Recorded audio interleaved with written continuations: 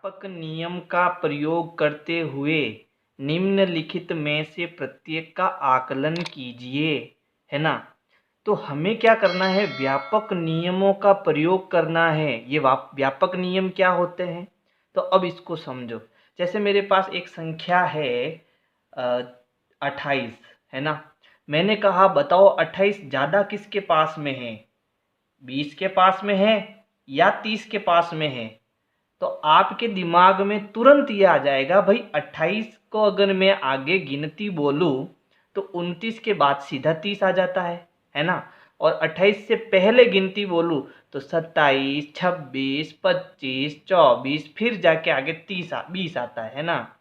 तो ज़्यादा नज़दीक कौन पड़ा, है ना। तो ज़्यादा नज़दीक आपके 30 पड़ा। इसको ऐसे भी समझ सकते हो। मान लो ये संख्या रेखा है, यहाँ पर मेरे पास 28 था, ये 29 और ये 30, फिर यहाँ 27, ऐसे करके यहाँ पर 20 है। तो ज़्यादा नज़दीक कौन है 28 के, 30 है ना। तो हम कहेंगे कि इसका जो सन्निकट मान है वो क्या है, 30 है। किसका, 28 का। इसको मैं कैसे लिखूंगा, 28 का सन्निकट मान 30 है ना। सन्निकट मान कितना है, 30 है। यानी 28 30 के नज़दीक है। पहले इसको समझना है, फिर हम प्रश्न करेंगे, है ना। तो मैंने यहाँ पर क्या देखा, यहाँ पर जो ये दाई का अंक है, ये इकाई और ये दाई, तो दाई का आगे वाला अंक जो है ये 8। अगर ये अंक 5 से बड़ा हो, ठीक है, 5 से बड़ा हो, तो इसको क्या करो, जैसे ये 20 के नज़दीक नहीं होगा, ये किसके नज़दीक होगा, 30 के नज़दीक हो जाएगा। अगर यहाँ पर ऐसा होता 23, ठीक है। अब मैं आपको पूछता, बताओ ये 20 के नज़दीक है या 30 के नज़दीक है, तो ये किसके नज़दीक है, 20 के नज़दीक है। तो जो संख्या जिसके नज़दीक होती है उसे हम सन्निकट मान कहेंगे और उसको हमें लिखना है। अच्छा, अब इस प्रश्न को आगे करते हैं। जैसे सबसे पहला प्रश्न जो ये ए वाला है, एक बार मैं लिख देता हूँ उसको। ए मेरे पास क्या है, 730 प्लस 998। इसकी मुझे जोड़ करनी है ना। यहाँ प्लस का निशान है, मतलब जोड़ करनी है। लेकिन ये क्या कह रहा है, व्यापक नियम का प्रयोग करके आकलन करना है कि ये जोड़ किसके पास में है ना। तो हम इसको क्या करेंगे, आकलन विधि से करेंगे। क्या करना, सबसे पहले यहाँ देखो क्या लिखा हुआ है, 730, ठीक है। अब 730 का मतलब ये होता है कि ये हो गया इकाई, ये हो गया दहाई और ये हो गया सैकड़ा, ठीक है। तो अब जो ये 7 है, इसके बाद वाले अंकों को हमें 0 कर देना है। लेकिन ये 730 जो है वो सांसों के पास है या आंसों के पास है, ये हमें जानकारी करनी है। तो 730, तो 7 के पीछे वाला अंक देखो कितना है, 3। क्या ये 5 या 5 से ज़्यादा है क्या, नहीं। अगर ये 5 से कम है तो आपको सांसो लेना है, अगर ये अंक 5 से ज़्यादा है तो आपको आंसो लेना है।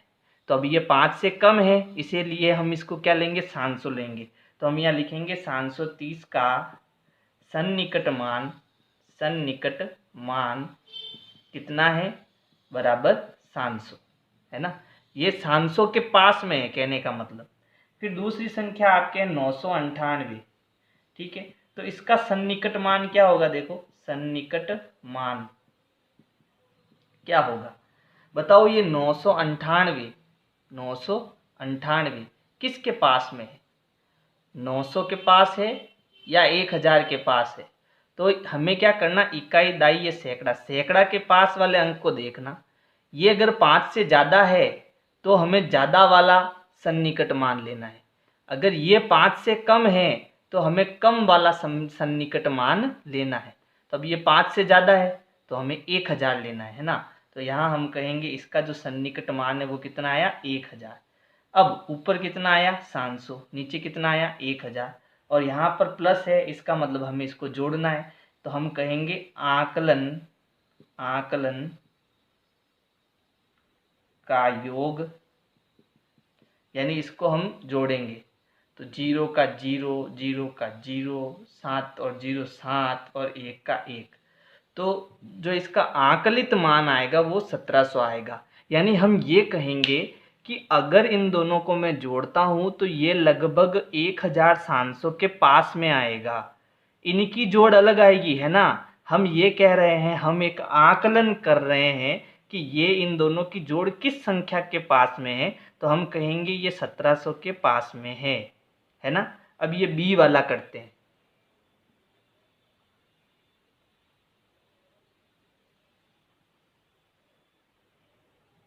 बी वाला है 796 माइनस 314। तो अब इस संख्या में से मुझे ये घटाना है, लेकिन यहाँ पर ये 796 जो है उसका सन्निकट मान क्या होगा, है ना। तो ये जो 796 है, अभी मैंने बताया आपको, इस 7 के पास वाली संख्या 9 है, यानी 5 से ज़्यादा है। तो ये जो 796 है ये 700 के पास है या 800 के पास है। तो क्योंकि ये 7 के पास वाली जो संख्या है वो 5 से ज़्यादा है, इसलिए वो किसके पास में है, 800 के पास में। ऐसे भी देखो ना, 796 किसके पास में, 800 के पास में है। तो ये हो गया आपका 800, फिर ये माइनस, अब मैं सीधा कर रहा हूँ, है ना, 314 314। तो या तो ये 300 बनेगा या फिर 400 बनेगा। ये आगे की संख्या है ना, इसको देख के या तो 300 बनेगा या 400 बनेगा। अब 3 के पास कौन है, 1। क्या ये 1 5 से बड़ा है क्या?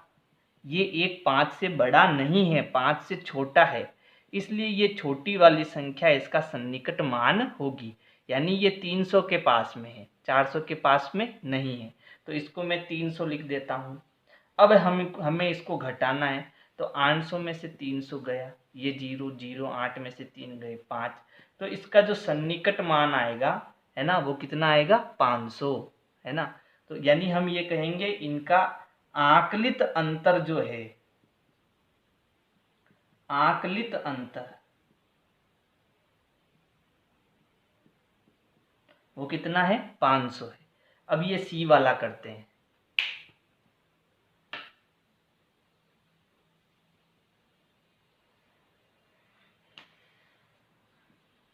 ये है 12,904, फिर इसमें जोड़ना है 2,888। तो अब हम पहले इसको पकड़ना है, 12,904। तो अब प्यारे बच्चों थोड़ा इसको समझो, ये कौन सी संख्या है, पहले इसको पहचानो। इकाई, दहाई, सैकड़ा, हजार और 10,000। यानी ये 10,000 की संख्या है, तो इसको हम क्या पढ़ेंगे, 12,000। तो अब बताओ ये 12,000 के पास में है या फिर 13,000 के पास में है।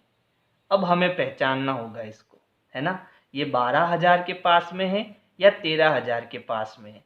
तो इस 12,000 के पास वाली संख्या अगर 5 से बड़ी है तो ये 13,000 के पास में होगा, और अगर 5 से छोटी है तो वो 12,000 के पास में होगा। और वैसे भी हमें दिखाई दे रहा है कि 12,904 जो है वो 13,000 के पास में होगा। क्यों? क्योंकि इसके पास वाली संख्या 5 से बड़ी है ना। तो इसका जो सन्निकट मान आएगा वो कितना आएगा, 13,000 आएगा। और इसका जो सन्निकट मान है इसको भी हम देखते हैं, 2,888। तो अब ये कौन सा आंकड़ा है, देखो, इकाई, दहाई, सैकड़ा और हजार, यानी 2,888। इसको हमने पढ़ा था 12,904, तो 12 का पास वाला अंक देखना है, ये 2,000, यानी ये 2,000 के पास में आएगा या 3,000 के पास में आएगा, वो हमें देखना है। तो इसका जो पास वाला अंक है वो 5 से बड़ा है, इसलिए बड़ा अंक आएगा, है ना। तो इसका जो सन्निकट मान आएगा वो कितना आएगा, 3,000 आएगा। अब इन दोनों को जोड़ेंगे तो 13,000 में हमें जोड़ना है 3,000। तो 0 0 0, 3 और 3 6, और ये 1 हो गया। तो इनकी जो जोड़ आई वो कितनी आई, 16,000 आई, है ना। यानी इसका जो सन्निकट योग है वो कितना आएगा, 16,000 आएगा, या फिर आकलित योग जो है वो 16,000 आएगा,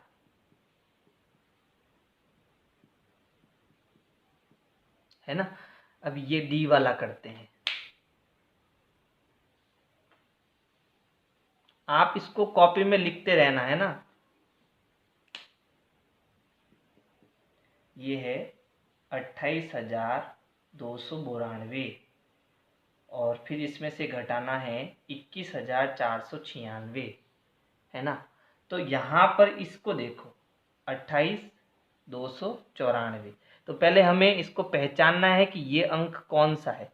इकाई, दाई, सैकड़ा, हजार और 10,000। 10,000 का मतलब है इन दोनों अंकों को लेना, है ना। तो ये 28,000 है। अब ये 28,000 के पास में है या 29,000 के पास में, ये हमें देखना है। तो क्योंकि इसके पास वाला जो अंक है वो 5 से छोटा है, इसलिए छोटा वाला इसका आकलित मान आएगा, यानी इसका सन्निकट मान कितना आया, 28,000 आएगा। फिर इसमें से 21,496 घटाना है ना। तो यहाँ पर अंक पहचानो, 21,000 हो रहा है, देखो इकाई, दाई, सैकड़ा, हजार, 10,000। 10,000 मतलब 2 अंक, ये कितना हो गया, 21,000। तो या तो ये 21,000 होगा या इससे ज़्यादा 22,000 होगा। तो हमें इसके पास वाले अंक को देखना है। अगर ये 5 से छोटा है तो 21,000 आएगा, अगर ये 5 से बड़ा होता तो 22,000 आएगा। तो छोटा है तो कितना आएगा, 21,000। तो ये हो गया 21,000। अब इन दोनों को जोड़ेंगे तो हमें क्या करना है, 28,000 में 21,000 जोड़ना है। तो 8 और 1 9, 2 और 2 4, कितना हो जाएगा, 49,000 हो जाएगा।